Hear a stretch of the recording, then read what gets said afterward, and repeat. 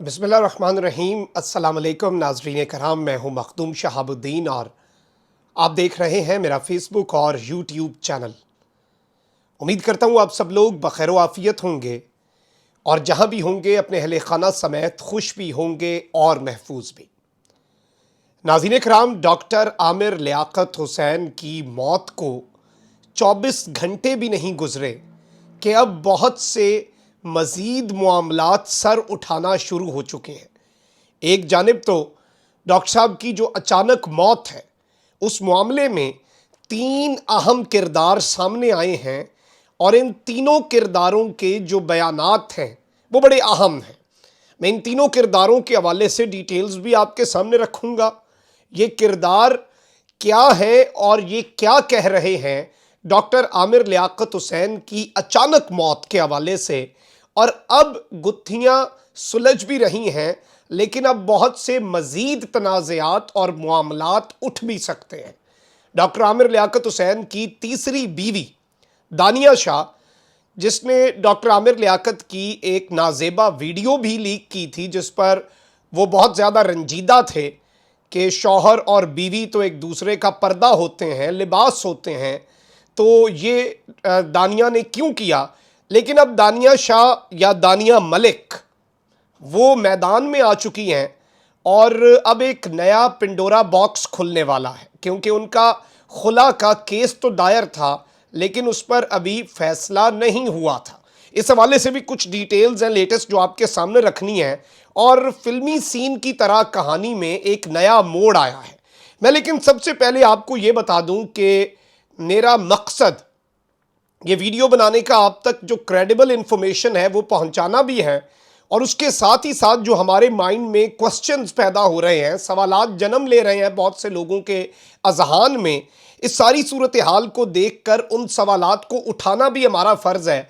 और डॉक्टर आमिर लियाकत की मौत की हर पहलू से तहकीक होना, ये वो कम अज़ कम, this is the least he deserves.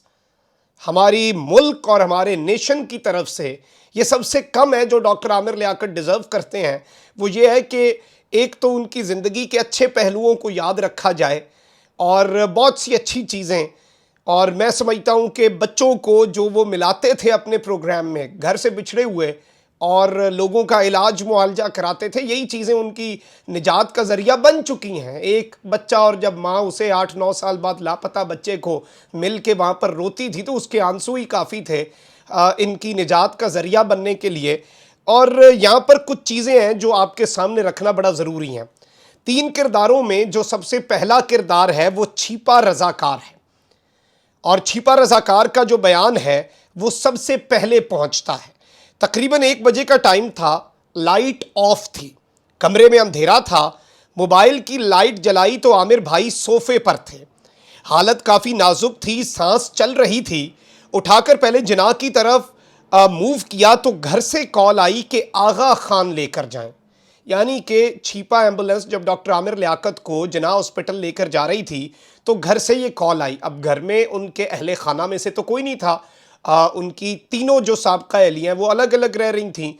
तो घर से किसकी कॉल आई, ये बड़ा इंपॉर्टेंट है कि किसने ये बात कही कि आप जिना अस्पताल नहीं बल्कि आगा खान की तरफ मोड़ कर ले जाएं, और इसकी वजह क्या थी। ये एक बड़ा अहम बयान और एक अहम सवाल है।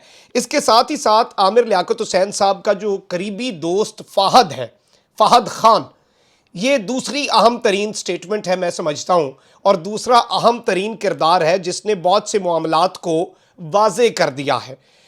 इनके मुताबिक फ़हद ख़ान के परसों आमिर लियाकत हुसैन साहब से, आमिर भाई से मुलाकात हुई, फिर कल शाम भी उनसे हमारा आज का प्लान था इस्लामाबाद निकलने का, यानी कि पिछले 3 दिन ये दोस्त जो हैं ये लगातार आमिर लियाकत हुसैन साहब के साथ मिल रहे थे, और आज इन्होंने आमिर लियाकत साहब के साथ इस्लामाबाद निकलना था, और इस बात की तस्दीक आमिर लियाकत के ड्राइवर ने भी की।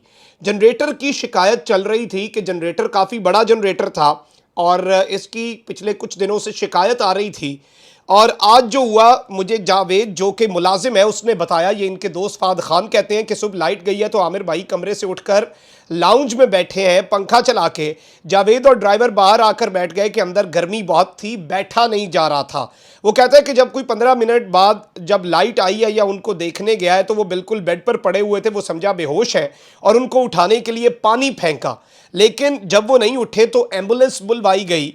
परसों जब मैं आया तो वो ठीक थे, उनको सांस का मसला था और वो भी जनरेटर की वजह से ही उनकी सांस में इशू चल रहा था और इस सारे के सारे मामले में वो शिकायत भी कर रहे थे। कल भी वो ठीक थे, मुझसे एयर कूलर भी मंगवाया और दीगर चीज़ें घर में जो होती हैं, और ये इनका आबाई घर था जहाँ पर ये मौजूद थे।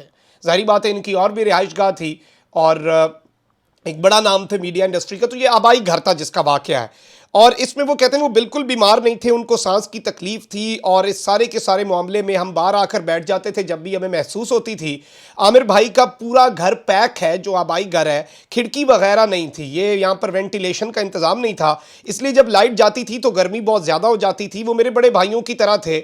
आज हमने इस्लामाबाद निकलना था, उन्होंने मेरा फ़ोन नहीं उठाया तो मैंने जावेद से पूछा, उसने बताया कि उनकी सेहत ख़राब है और हम अस्पताल लेकर जा रहे हैं। 10-15 मिनट बाद टीवी पर खबर चल गई कि वो वफात पा गए। अब जो दोस्त है फाद खान, उन्होंने कहा कि उनके ऊपर एक डिप्रेशन का फेज़ तो आया था लेकिन वो डिप्रेशन से पाक थे और बैरून मुल्क, चूँकि ये जो फाद खान दोस्त हैं ये ट्रैवल एजेंट भी हैं, तो इनके मुताबिक अभी बैरून मुल्क जाने का आमिर लियाकत ने प्लान फाइनल नहीं किया था, लेकिन वो हज पर जाने के बाद वापस आकर फिर बैरून मुल्क जाने का प्लान फाइनल करना चाहते थे और हज का प्लान जो है वो उनका 100% कन्फर्म था। अब मैं आपको ये बताऊं कि इस पूरे के पूरे मामले में कुछ और चीज़ें भी बड़ी अहम हैं। एक मुमताज़ गुलाम अब्बास और जावेद ये घर पर मौजूद थे।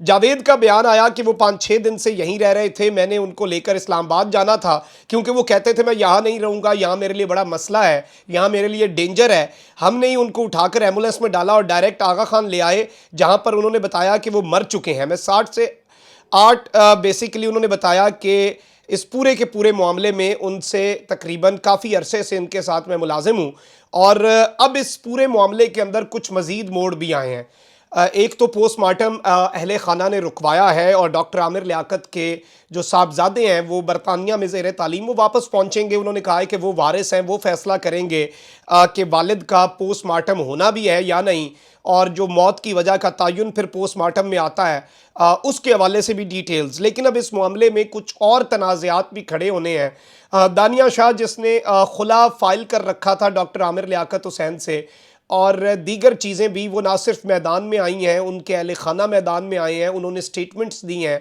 दानिया शाह जो है उन्होंने कुछ ट्वीट्स भी की, कुछ स्टोरीज़ भी लगाई इंस्टाग्राम पर, कुछ में अपनी और आमिर लियाकत हुसैन साहब की तस्वीर लगाकर साथ उन्होंने पीछे कोई गमगीन गाने शाने लगाकर टिकटॉक भी बनाए और अपने जो शौहर हैं उनकी वफ़ात पर।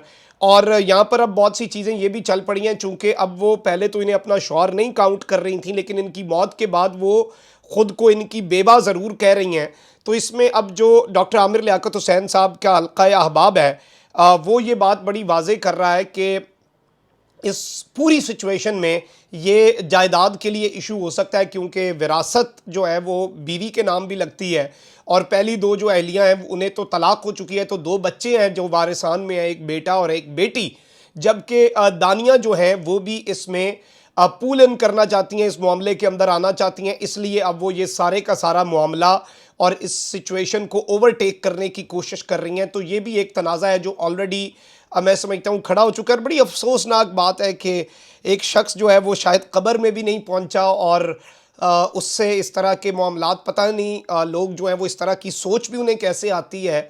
और मैं तो अभी तक यकीन नहीं कर पा रहा कि एक हंसता खेलता है इंसान जो है वो इस तरह से दुनिया से जा सकता है। और बड़ी अफसोसनाक बात है, सब लोग गमगीन हैं, कोई ऐसा इंसान नहीं है जिसमें ज़रा सी भी इंसानियत और रत्ती बराबर। वो किसी की भी मौत पर इस तरह से अचानक मौत तो फिर और बड़ा शौक होती है, लेकिन इसमें बड़ी अजीब और मैं समझता हूँ बड़ा दिल गुर्दा चाहिए होता है इस तरह के अजीबो गरीब ख्यालात के लिए भी, कि आपको पैसे की या जायदाद की हवस हो, लालच हो। लेकिन शायद फिर यही ज़िंदगी की हकीकतें हैं कि इंसान जाता नहीं है और पीछे से बंदर बांट जो है उस पर पहले बहस शुरू हो जाती है।